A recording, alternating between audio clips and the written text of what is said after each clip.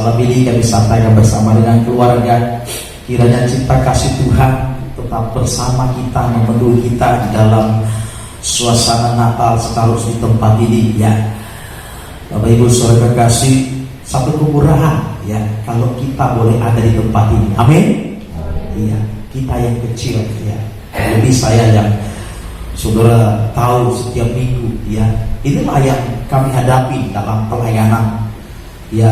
Namun kami bisa mengerjakan itu semua adalah karena kasih Tuhan. Demikian juga kita, kalau hati kita dipenuhi dengan kasih Allah, apapun yang terjadi tidak akan menghambat persekutuan kita kepada Tuhan. Amin. Puji Tuhan. Mari kita membaca firman Tuhan sebagai bekal secara khusus bagi jemaat domba gembala Tuhan di tempat ini. Dalam Injil Matius pasal 2 ayat yang ke-6. Ya, sama-sama kita baca ayat ini ya. Saya tidak dibantu ya. Saya belajar untuk hari ini sendirian ya. Untuk Matius pasal 2 ayat 6. Kita baca ayat ini sama-sama ya, sebagai ayat pembuka bagi kita, sebagai tema Natal secara khusus bagi kita di tempat ini, dan juga menjadi berkat bagi kita yang boleh merayakan Natal pada sore malam hari ini. Injil Matius 2 ayat yang ke-6. 2-3. Dan engkau Betlehem, tanah Yehuda, engkau sekali-sekali bukanlah yang terkecil di antara mereka yang memerintah Yehuda, karena daripada mula akan bangkit seorang pemimpin yang akan menggembalakan umatku Israel. Dalam ayat ini disebutkan Bapak Ibu Saudara kasih bahwa Tuhan mengirimkan Yesus Kristus untuk datang ke dunia tidak hanya untuk menyelamatkan manusia. Dalam Injil Yohanes 3 ayat 16 dikatakan, karena begitu besar kasih Allah akan dunia ini sehingga ia telah mengaruniakan anaknya yang tunggal supaya setiap orang yang percaya kepada tidak binasa melainkan beroleh hidup yang kekal. Amin. Nah, dia mau rela mati, tapi setelah dia berkorban bagi kita, dia hadir sebagai gembala yang menggembalakan umatnya. Secara khusus dimulai dengan Israel. Mengapa Israel, Bapak Ibu Saudara kasih? Ya, lalu kita bagaimana? Ya, Israel ini adalah bangsa pilihan Tuhan. Kenapa? Israel ini ya adalah Yakub, ya keturunan daripada Abraham. Kita tahu Abraham yang diperintahkan Tuhan untuk meninggalkan tanah Ur Kasdim, lalu pergi ke tempat di mana yang Tuhan tentukan bagi dia. Tanpa pikir apa-apa, dia dikatakan tinggalkan, lalu akan kuberkati engkau, anak cucumu akan kuberikan, ya. Bahkan oleh karena engkau bangsa-bangsa akan mendapat berkat, ya. Bangsa-bangsa lain akan mendapat berkat. Ya, ini Bapak Ibu Saudara kasih. Jadi pertama adalah Tuhan mau menggenapi janji Tuhan kepada Abraham, ya. Yang dulu memang mereka sudah mendapatkan tanah perjanjian itu, Bapak Ibu Saudara kasih. Tapi dalam perjalanan Israel berubah. Karena apa? Keadaan tindisan karena pengaruh dunia. Ya. Lalu akhirnya Tuhan melihat begitu banyak dosa yang dilakukan oleh manusia itu, dan akhirnya Tuhan berkemurahan. Kalau tidak ada korban yang bisa dikorbankan untuk menyelamatkan manusia, maka binasalah manusia. Tuhan bisa saja hapus begitu saja sudah. Tapi Tuhan sudah mengatakan bahwa upah dosa ialah maut, kematian. Jadi harus ada yang mati menggantikan manusia ini. Hewan sudah dipersembahkan. Karena di Israel mereka mempersembahkan korban di atas mezbah korban bakaran untuk perdamaian. Tapi itu tidak. Ya. Makanya kita melihat bagaimana korban yang tak bercacat celah, domba, kambing, domba, lembu dipersembahkan. Sehingga dia harus memenuhi untuk menghapus dosa manusia. Dia harus menjadi korban bagi manusia. Dimulai dengan kelahirannya di kandang domba yang ditolak oleh orang. Bapak Ibu sekasih, Natal yang kita rayakan, walaupun kecil, besar atau apa saja, satu kita harus ingat, Yesus sudah lahir bagiku. Kalau dia tidak lahir, dia tidak akan mati di kayu salib. Ya, Penyelamatan dimulai dengan kelahirannya di kandang domba untuk menyelamatkan saya dan kita semua. Nah, dikatakan di sini dia hadir sebagai gembala yang menggembalakan domba. Ya, Bapak Ibu Saudara kasih, Yesus bukan hanya yang menyelamatkan dengan mati di kayu salib. Penyelamatan yang dilakukan oleh Yesus adalah juga dengan cara menggembalakan. Makanya dikatakan dia mencari domba-domba yang terhilang, yang tersesat. Untuk apa? Diselamatkan lalu dipimpin. Kalau domba ini tidak dipimpin, digembalakan, dia akan binasa, tersesat. Tema firman Tuhan hari ini bagi kita di tempat ini adalah Good Shepherd. Good Shepherd, gembala yang baik. Loh, kalau begitu, gembala saya baik gak? Nanti kita akan melihat Bapak Ibu Saudara kasih. Saya memeriksa firman Allah tentang gembala yang baik ini. Ternyata perkataan gembala yang baik itu adalah kata Yesus. Dan saya mendidik dalam bahasa Inggrisnya. Dia menyerahkan nyawanya, dia memberikan nyawanya. Nyawanya itu dikatakan nyawanya itu belum besar. Jadi Bapak Ibu Saudara kasih mengharapkan kami hamba Tuhan menyerahkan nyawa bagi jemaat. Itu nonsens, dan bisa saudara. Yesus sendiri berkata, kalau kita menuntut itu kepada semua hamba Tuhan, maka kita akan salah. Gembala yang baik pada Tuhan Yesus. Amin. Hanya dia. Selain itu siapa? Kami ini apa? Hamba Tuhan itu siapa? Nanti kita akan melihat Bapak Ibu Saudara.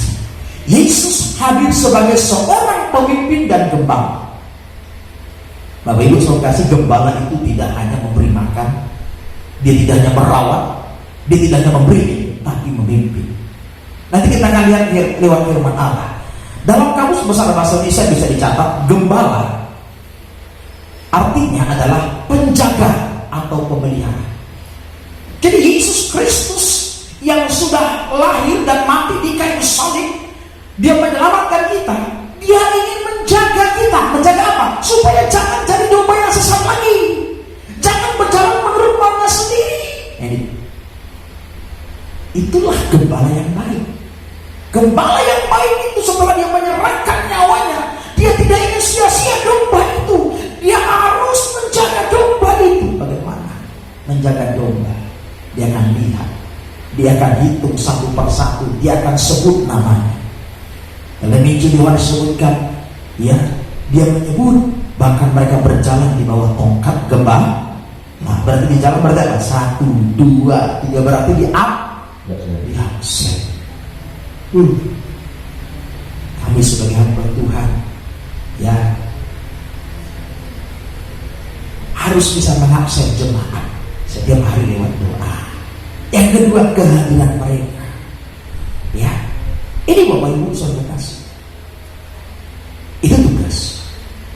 Tapi bagaimana kita sebagai jemaat yang memperhatikan Yesus sebagai gembala yang baik? Dia hadir ke dunia ini bukan hanya untuk mati dan menyelamatkan manusia. Penyelamatan juga dilakukan lewat penggembalaan.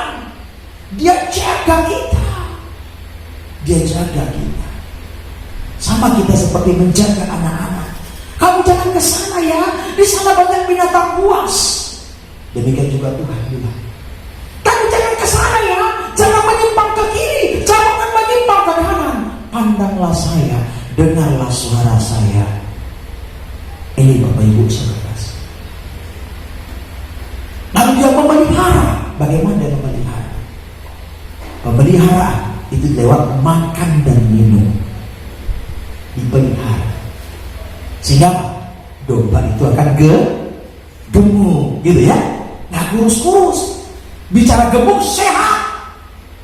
Domba yang sehat, domba yang kuat. Sehingga terbukti apa? Tidak lemah, tidak jatuh dan lain sebagainya. Ya. Dan domba itu nanti akan menghasilkan buah-buah yang menyenangkan hari tua lewat bulu yang pertama digunting, sehingga gembala bisa menikmati bulu itu untuk menjadi pakaian. Artinya apa? Domba bisa memuliakan Tuhan lewat berkat yang mereka terima. 2, susu. 3, dagingnya rela mati bagi Tuhan. gembala itu dalam kamus besar bahasa Indonesia adalah penjaga keselamatan orang banyak.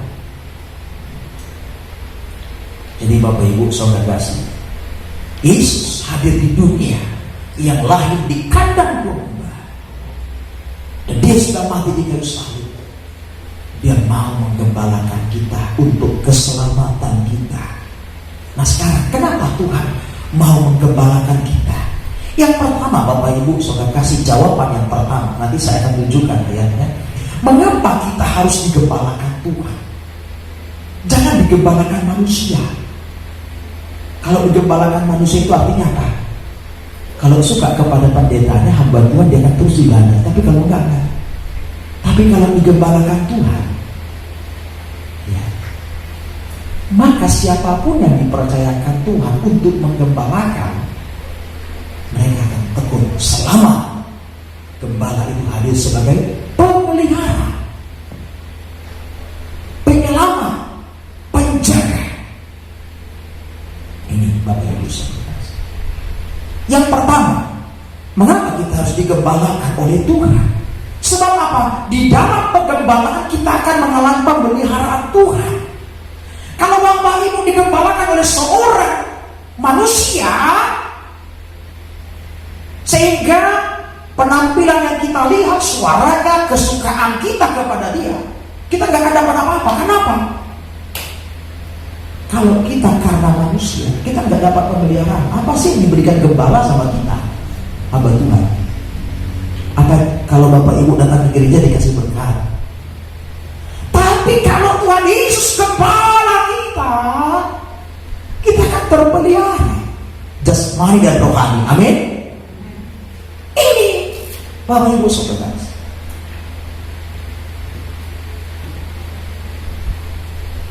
kita terpelihara, kita diberkati itu, sehingga bukan karena gembala manusia, tetapi gembala agung Yesus Kristus. Kami hamba Tuhan hanya dilibatkan sebagai pekerja. Tuhan berkata kepada Petrus dalam Injil Lukas, kita lihat Injil Lukas pasal terakhir Bapak Ibu saudara kekasih, itulah pasal yang ke-21 Bapak Ibu saudara kekasih, ayat yang ke-15. Ya. Sesudah sarapan Yesus berkata kepada Simon Petrus, "Simon, anak Yohanes, apakah kau mengasihi aku lebih daripada mereka ini?" Jawab Petrus kepadanya, "Benar Tuhan, Engkau tahu aku mengasihi Engkau." Kata Yesus kepadanya, itulah kepada Petrus, "Gembalakanlah domba-dombaku, feed my lambs," katanya. Gembalakan dombaku. Kata feed itu feeding. Bapak tahu feeding? Feed itu berasal dari kata food. Kalau food makanan, feed itu memberi makan.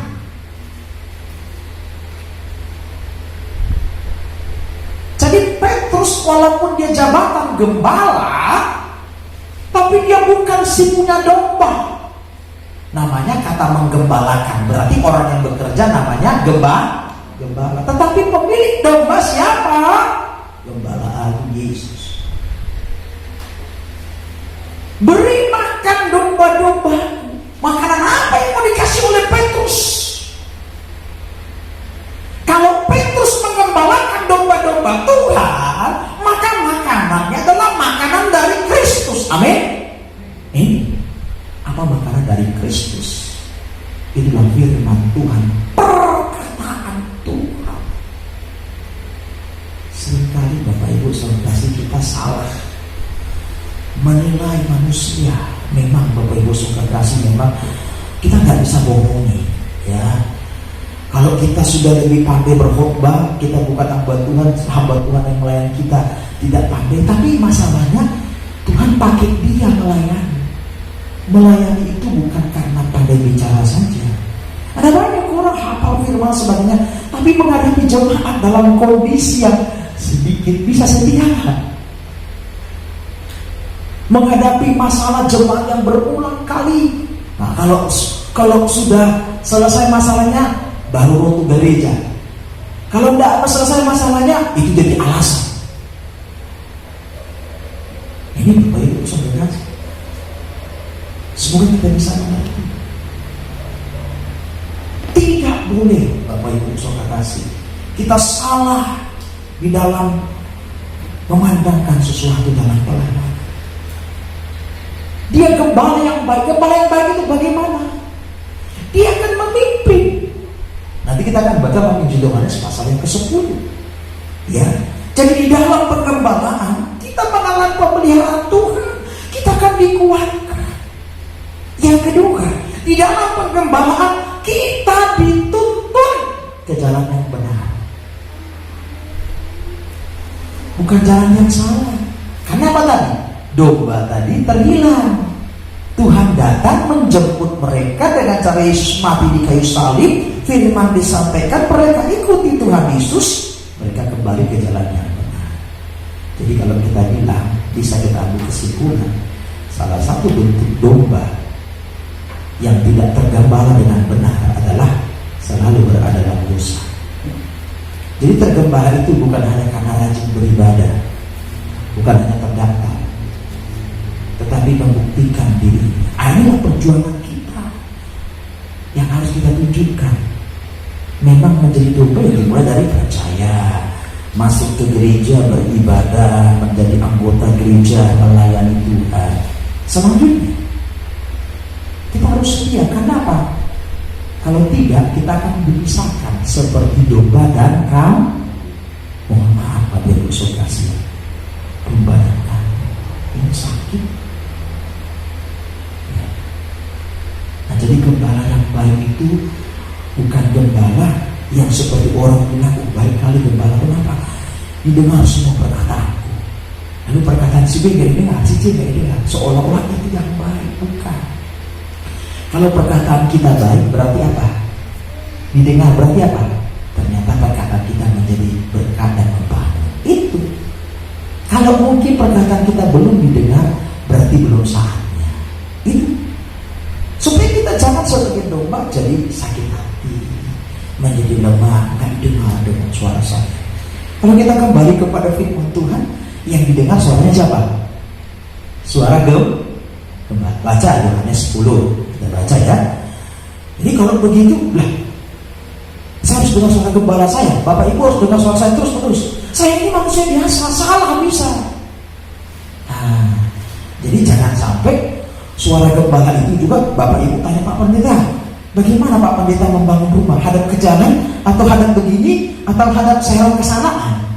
Sampai seperti itu nanti dibuat orang kalau suara gembala yang didengar. Suara Tuhan, suara gembala aku. Yohanes pasal yang ke-10 ayat yang ke-27. Nah, ini kita lihat Bapak Ibu saudara kasih. Lihat, kita baca Yohanes 10 ayat 27. Domba-dombaku mendengarkan suaraku, dan aku mengenal mereka, dan mereka mengikut siapa ini? Tuhan perkataan Tuhan Yesus. Suara Tuhan. Jadi artinya apa? Suara gembala yang sesuai dengan suara Tuhan, itulah sesuai dengan Alkitab ya harus.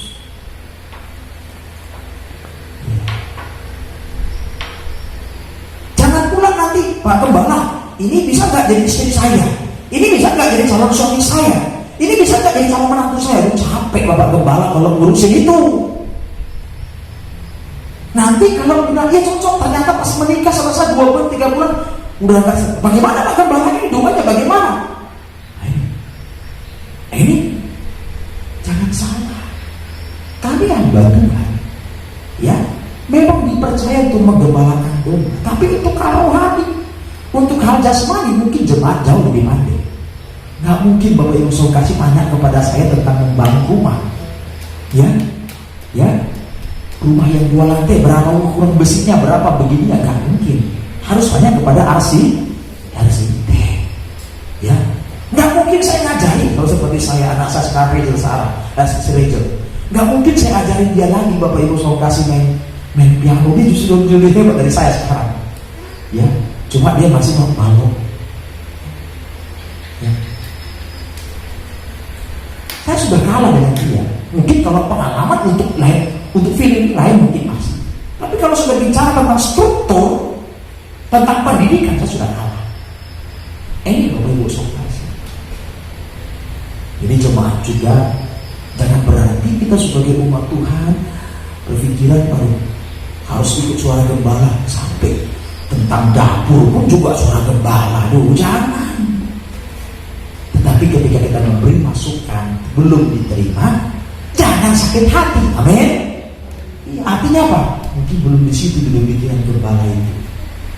Benar deh yang saya omongin, tapi mungkin belum di situ. Ya, belum.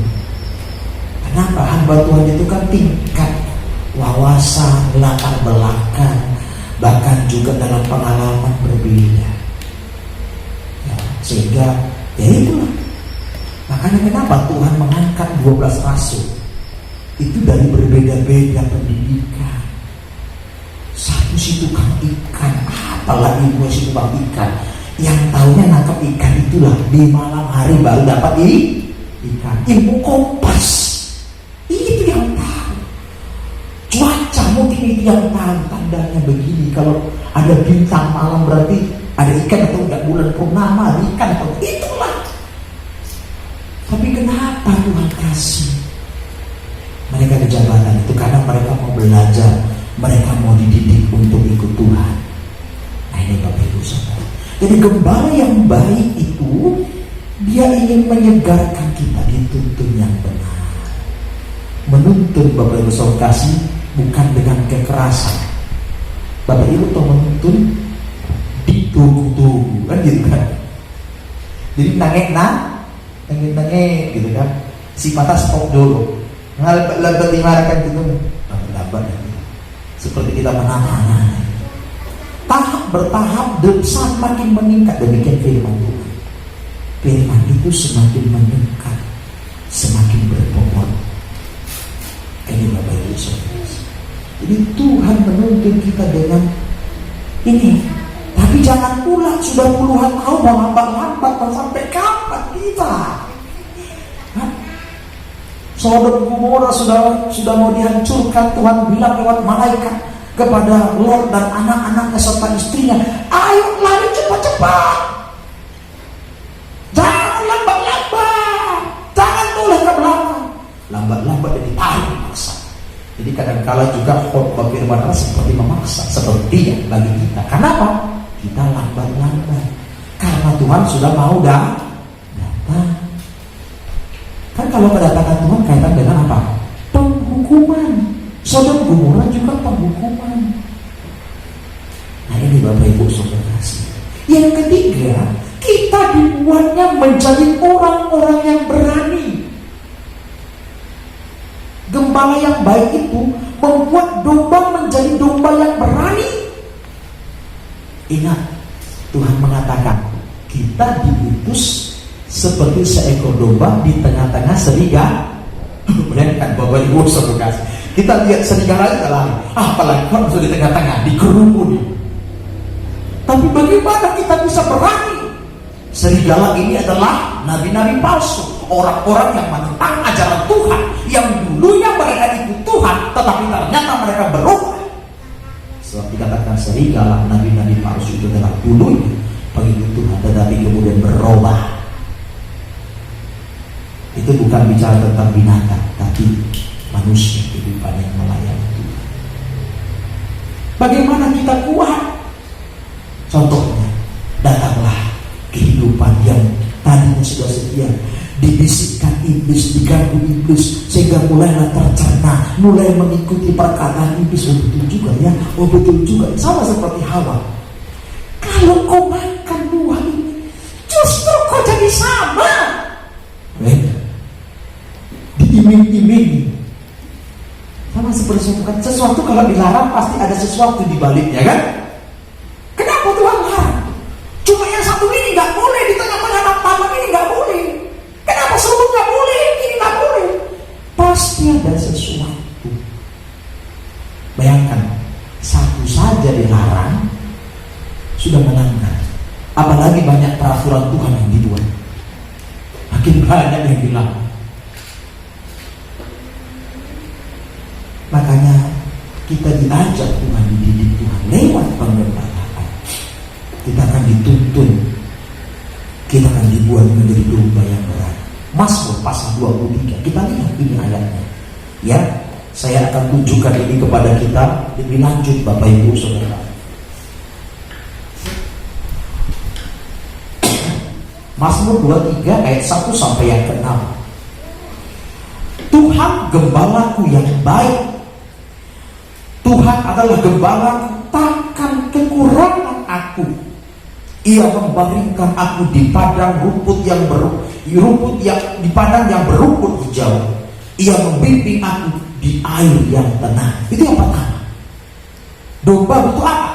Butuh makan. Makanan domba apa?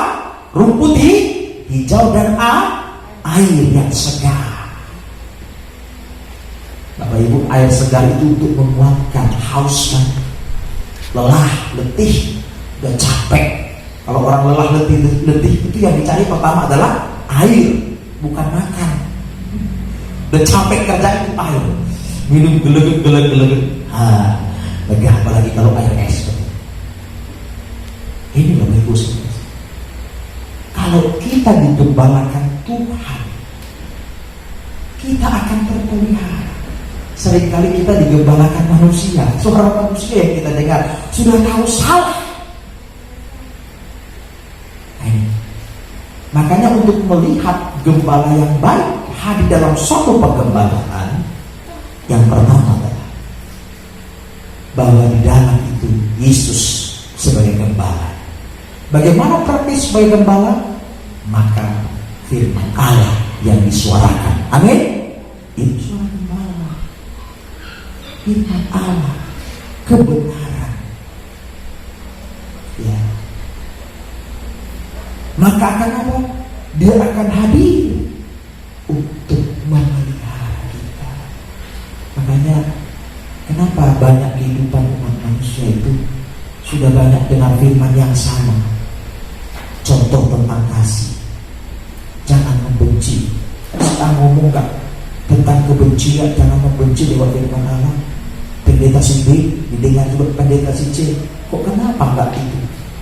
Nanti kalau sudah pendeta si Z, si Z ini Bapak Ibu kasih huruf Z itu huruf keberapa ya? Alfabet keberapa?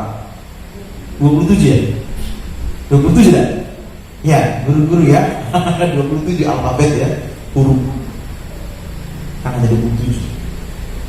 Ya, 5 konsonan, 5 vokal, 22 ya konsonan ya. Nah, yang guru-guru, ingat ya, sekalian biar latihan tuh, masih ingat dah saya, gitu ya. Artinya sudah orang ke-27 baru dia sadar dan dia mau bertobat. Bukan harus sejak saya, bukan. Persoalannya apa? Bapak Ibu Saudara kasih, hari ini Tuhan ingin saya dan kita semua, ayo, dia sebagai gembala agung, ya, dia menuntun kita, dia memelihara kita. Lalu ayat yang ketiga, ia menyegarkan jiwaku, ia menuntun aku di jalan yang benar oleh karena nama. Jadi gembala yang baik itu menuntun domba-domba ke jalan yang benar, ditunjukkan. Odon atau semono odon melayani. Kalau engkau melayani Tuhan, jangan pikirkan yang lain-lain, Tuhan. Yang kedua, kalau orang tidak melayani, biarkan saja. Jangan sampai kau kehilangan berkat karena kau tidak ikut melayani Tuhan. Amin. Itu yang benar. Ya, Bapak Ibu sudah bayangkan ya, berapa bulan saya di tempat ini? Sejak bulan 3. Tetap. Karena kita mau memiliki hati seperti gembala Yesus yang mengasihi. Jadi domba juga harus begitu. Jangan hanya mengharapkan gembala yang baik hadir di dalam pelayanan, tapi nggak mau jadi domba yang baik. Justru menjadi gembalaan yang tidak baik. Nah, gembala tidak baik itu, mohon maaf, adalah kambing dengan domba, adalah binatang yang sama-sama punya tanduk. Ya, kami dengan domba sama-sama punya tanduk loh, Bapak Ibu Saudara. Ya, Malah kalau kita lihat tanduknya domba lebih itu lagi, terpelintir dia, ya, terpelintir. Ya. Cuma bedanya domba dengan kambing. Kalau kambing, dia mau jalan sendiri, dijaga-jaga dari belakang, ditarik pun tidak mau, melawan dia, ya, dibawa mandi pun tidak mau. Tapi kalau domba dibawa ke pembantaian, digunting bulunya, dia tidak membuka mulut. Ya, dengan jadi Bapak Ibu Saudara, Tuhan Yesus tidak hadir hanya sebagai gembala yang baik untuk menggembalakan domba, tetapi dia mau juga menjadikan domba itu menjadi domba yang baik yang nanti akan duduk bersama dengan dia di kerajaan sorga. Amin. Amin. Iya. Itulah Matius 2. Jadi Tuhan, jangan kita menuntut dalam kehidupan kita kehadiran gembala yang baik, tapi kita gak mau jadi domba yang baik. Apakah kita mau mencapek-capekkan, melonjak-lonjak Tuhan ini untuk menuntut kita terus jatuh diturut-turut terus? Dia mau kita jadi domba yang baik juga, domba yang berkenan di hadapan Tuhan. Makanya dituntun di jalan yang benar. Bicara tentang jalan yang benar, Yohanes 17 ayat 17 dicatat saja. Kuduskanlah mereka dalam kebenaran, firman-Mu adalah kebenaran. Berarti apa? Jalan yang benar berarti firman Tuhan. Firman Tuhan bicara tentang jadi kudus, kebenaran, firman Tuhan. Jadi orang yang hidup sesuai dengan firman, dia tidak hanya memberi. Ajaran firman Tuhan apa? Memberi dengan sukarela. Sudah dengan sukarela, tapi harus kudus. Artinya apa? Persembahannya juga Jadi jangan kita hanya cari tentang firman satu, tetapi firman itu kekudusan, firman itu kebenaran. Makanya mengapa banyak orang menabur, kok nggak dapat? Ya, nggak bahagia. Koreksi. Benar itu harus sesuai firman. Sesuai firman berarti kudus.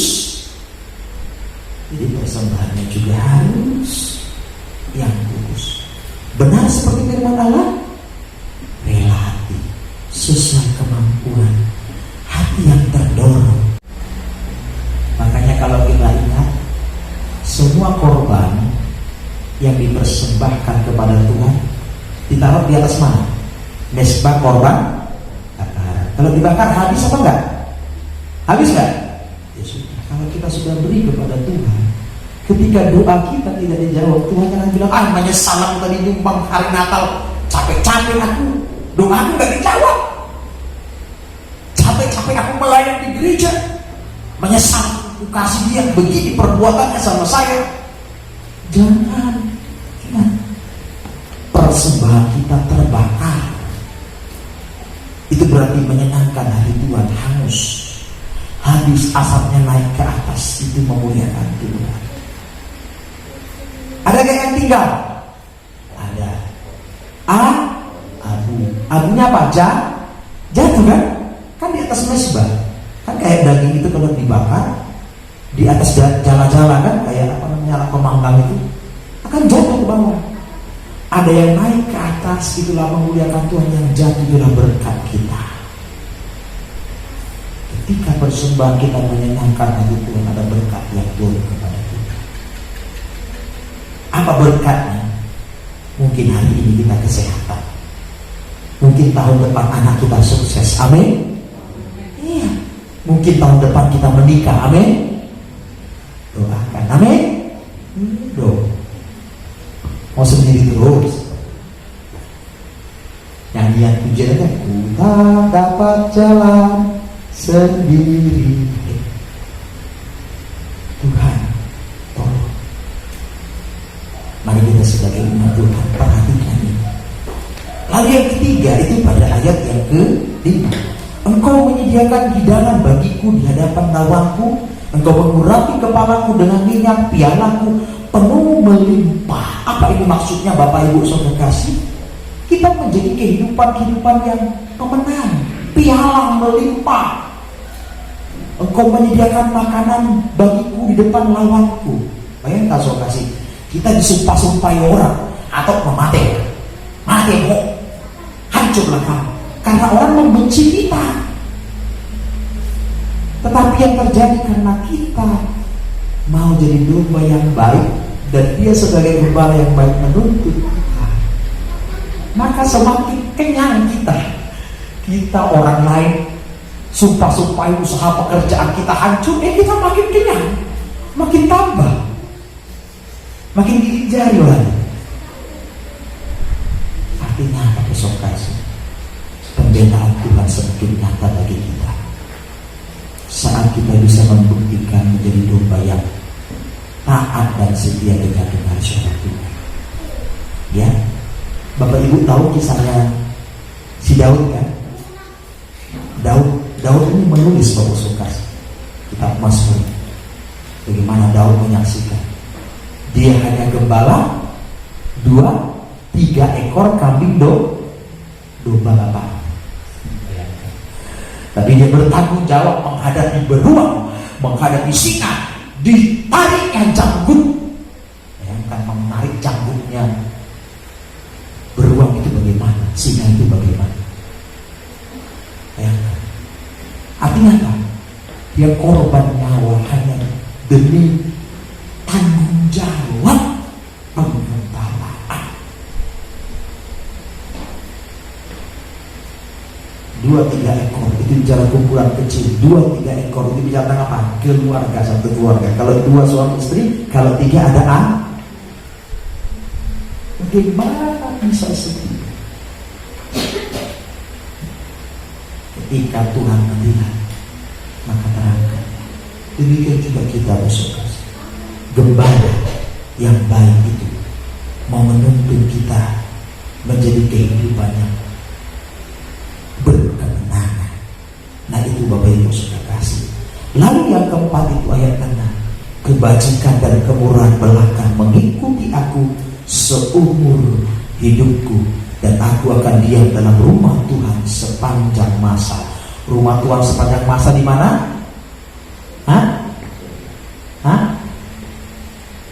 Kalau orang bilang, ada kan kalau di Jambi mobil jenazah itu ditulis apa? Burhatu apa? Kan di mobil bawa jenazah itu. Burhatu hasonangan, tempat kesenangan. Ya, rumah sepanjang masa itu adalah di kerajaan surga. Amin. Bapak Ibu Saudara, Daud menyaksikan kalau kita tergembala dengan baik dan benar, setia dengan dengaran suara Tuhan, maka yang terjadi adalah kita akan semakin baik. Nah sekarang bagaimana mengetahui kalau di dalam penggembala itu ada gembala yang baik? Yang pertama, gembala di tempat itulah Yesus Kristus. Ya nggak bisa kita lihat Tuhan Yesus Kristus. Ya, kalau begitu bagaimana melihatnya? Suaranya yang disampaikan lewat hamba-Nya. Itulah. Sekarang kita baca Yohanes pasal yang ke-10 sama-sama. Ayat yang ke-11.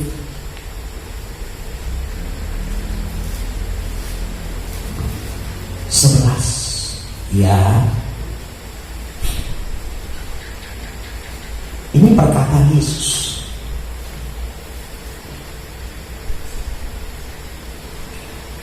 Kita baca Yohanes 10 ayat 11. 2-3. Akulah gembala yang baik. Gembala yang baik memberikan nyawanya bagi domba-dombanya. I am the good shepherd.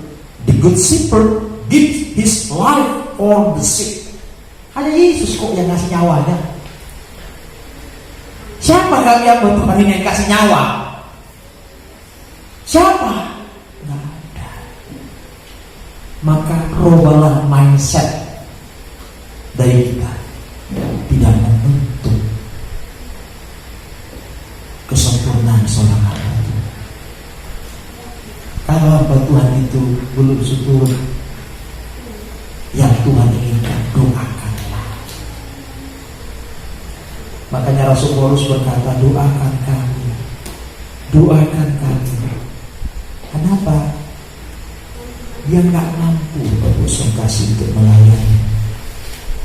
Dia tidak mampu untuk melayani kalau bukan ada dukungan. Bapak Ibu tidak akan pernah temukan di dunia ini gembala yang menyerahkan lawannya.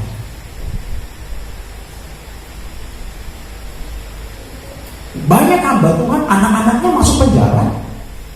Banyak hamba Tuhan, anak nggak benar.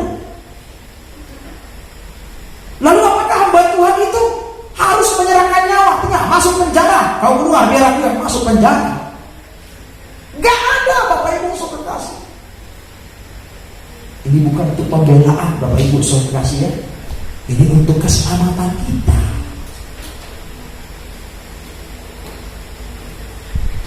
Gak ada.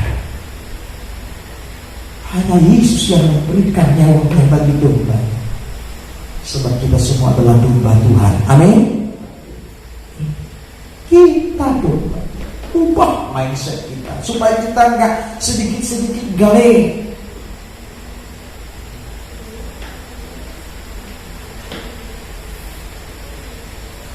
Tadi saya sempat kasih kepada satu keluarga jemaat Tuhan. Ya, karena kemarin ada ibadah minggu saya telepon juga karena dia bilang sakit. Ya. Saya sempat ke rumahnya, hampir setengah jam. Saya bicara, bagaimana? Jangan tunggu baik dulu apa yang kau inginkan baru kau ke gereja. Jangan sih. Tunjukkan yang baik, berubah hidupmu, kau masuk. Ini berbeda. Sering kali datangnya dia.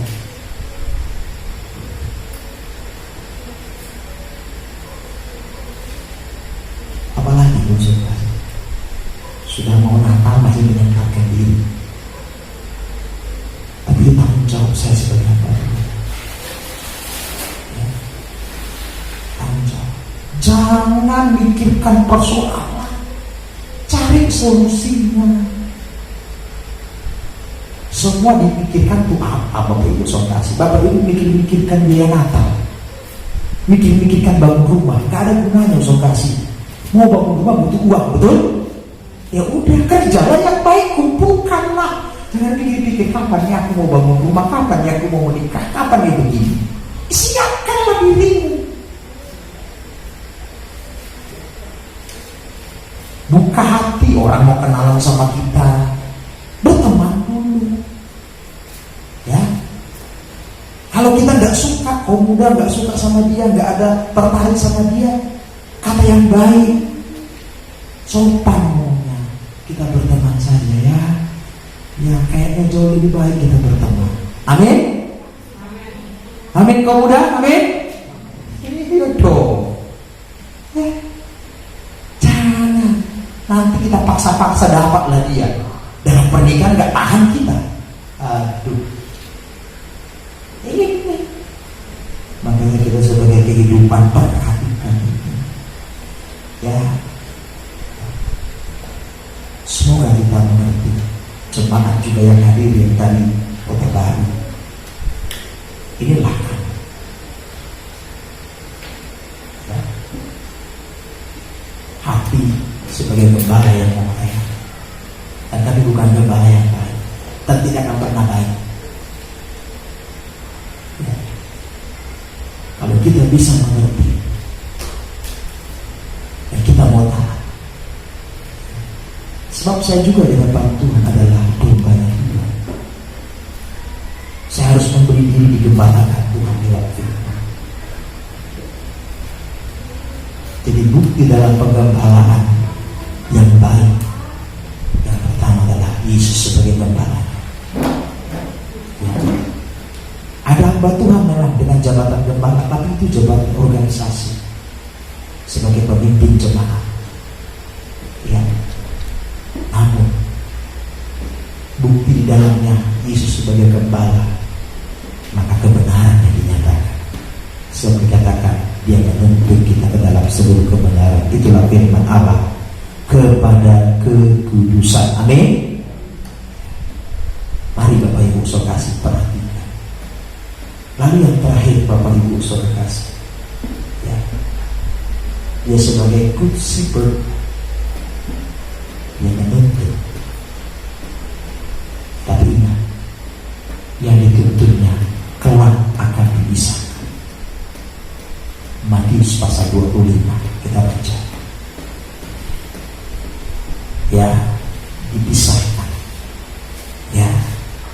Nah, semoga lewat firman Allah malam hari ini kita boleh menjadi domba yang memperhatikan kehendak Tuhan, sungguh-sungguh ya, melayani, melakukan apa yang menjadi kehendak Tuhan.